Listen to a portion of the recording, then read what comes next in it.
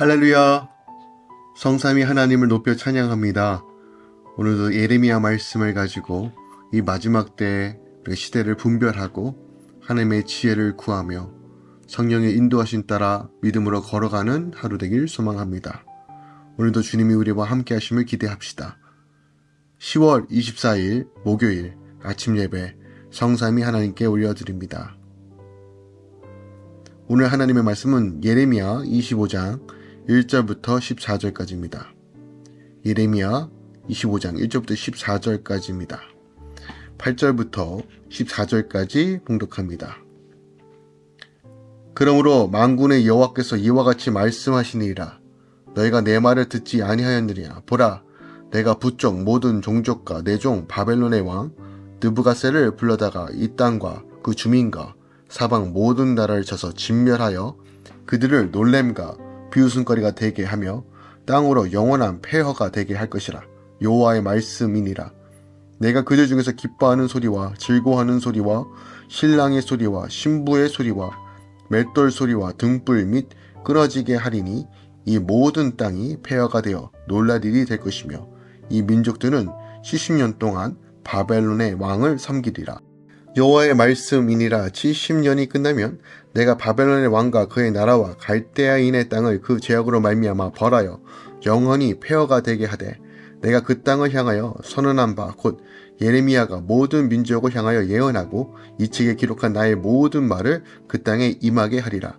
그리하여 여러 민족과 큰 왕들이 그들로 자기들을 섬기게 할 것이나 나는 그들의 행위와 그들의 손이 행한 대로 갚으리라. 아멘. 하나님의 말씀입니다.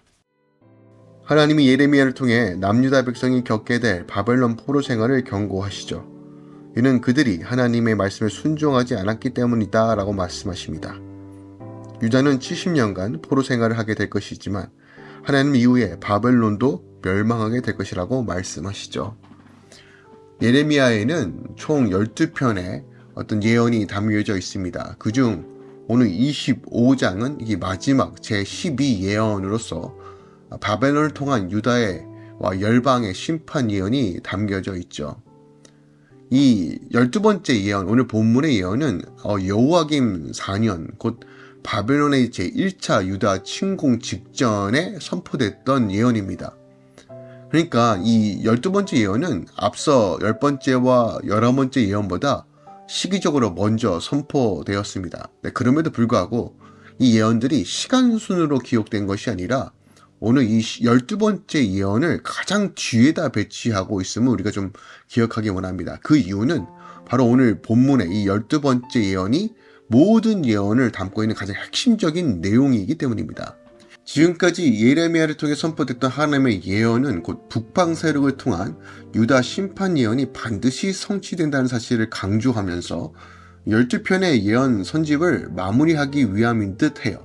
그러니까 제 12번째 예언에 포함된 열방에 대한 심판 예언 부분, 그러니까 내일 본문이죠. 과 또한 제 46절부터 51장에 연결되는 것이 훨씬 더 자연스러워 보이기까지 합니다. 그럼에도 불구하고 유다에 대한 심판 예언을 집중적으로 다루고 있는 2장부터 25장의 말미에 포함시킨 것은 이 범죄해야 되는 하나님의 심판은 이 유다뿐만 아니라 열방에 대해서도 절대로 예외가 될 수 없음을 보여준과 함께 하나님께서 이 하나님의 백성 선민은 물론 온 우주와 역사의 절대적 주관자이심을 말씀하시고 오직 경배의 대상은 오직 하나님이라는 것을 보여주고 있다는 것이죠. 특별하게 오늘 70년 만에 포로에서 돌아올 것을 이야기하는 장면이 나옵니다. 바로 이 예언의 말씀이 결국 바벨론과 페르시아에 잡혀있던 자들이 다시 한번 주님께로 돌아올 수밖에 없었던 어떤 근거를 제시한다는 것이죠. 결국 페르시아 왕 고레스에 의해서 다시 한번 이 예언은 성취가 되게 됩니다. 하나님께서 바벨론 왕 느부갓셀을 당신의 종으로 부르시고 있음에도 불구하고 유다를 멸망시키고 유다 백성들을 포로로 잡아간 박해한 바벨론을 멸망시키는 것은 그들이 선하거나 의롭기에 하나님의 심판의 도구가 된 것이 아니람을 보여주고 있습니다. 그러니까 하나님은요, 하나님의 그 계획과 섭리 가운데 악인도 사용하신다는 것을 우리가 볼 수 있어요. 그러니까 이 모든 주권이 결국 하나님 안에 있다는 거예요. 그러니까 바벨론은 그들을 멸망시킨 유다에 비해 말할 수 없이 악한 나라죠. 그리고 그들이 유다를 멸망시킨 것은 하나님의 직접적인 명령에 따른 순종의 차원에서 행한 것이 아니었죠. 오로지 그들은 자신들의 이기적인 탐욕과 욕망을 충족시키기 위하여 유다를 멸망시킨 것이 있지만 하나님은 그것마저도 사용하신다는 거예요. 바벨론은 이기적인 탐욕과 근거로 유다를 침공했을지라도 하나님은 그 모든 것들을 위해 뛰어나신 분이로 모든 경륜과 성령 가운데 이 타락한 선민 유다를 징계하기 위한 심판의 도구로도 바벨론을 사용하십니다. 그러니까 우리가 어떤 상황이든 간에 늘 기억해야 될 것은 하나님의 절대적 주권성과 또한 하나님의 말씀대로 반드시 성취하신다는 분명한 믿음을 갖는 것입니다. 자, 오늘 본문 말씀을 통해서 우리에게 주시는 말씀들을 더 깊이 좀 묵상하기 원합니다. 특별하게 이 70년 만에 돌아오는 이 사건을 통해서 우리가 더 깊이 묵상할 것은 뭐냐면 하나님의 백성을 심판하는 도구로서 사용된 바벨론에 대한 심판 예언이 12절에서 14절에 등장하죠. 여기에 보면 하나님께서 유다에 대한 징계 기간을 정하신 70년이 차게 되면 바벨론 왕과 그 나라와 갈대아인의 땅을 그 제역으로 말미암아 벌하여 영원히 패하게 될 것이다 라고 말합니다.